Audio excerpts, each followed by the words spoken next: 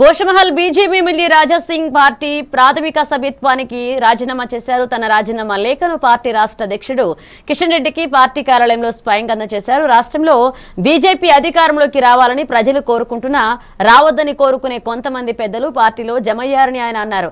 ఆ ఆకాంక్ష వారికే లేనప్పుడు మేమెంత కష్టపడ్డా లాభం లేదు.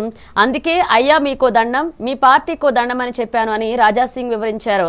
పార్టీలో తాను 2014 నుంచి ఎన్నో ఇబ్బందులు ఎదుర్కొన్నానని రాజీనామా లేఖలో ప్రస్తావించారు. తాను బీజేపీకి రాజీనామా చేసిన హిందుత్వ సిద్ధాంతానికి మాత్రం కట్టుబడి ఉంటా అన్నారు రాజా సింగ్.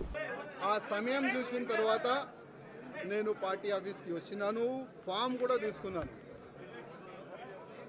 ఈ ఫామ్లో 10 మెంబర్స్ కౌన్సిలింగ్ మెంబర్ సైన్ కావాలి, సంతకం కావాలి. ఆల్రెడీ చాలా మంది మాకు ఆశీర్వాదం ఇచ్చే అట్లాంటి కార్యకర్తలకి మాట్లాడి ఇక్కడ తీసుకొని కూడా వచ్చినాం. స్టేట్ కౌన్సిలింగ్ మెంబర్ ఇక్కడ వచ్చిన తర్వాత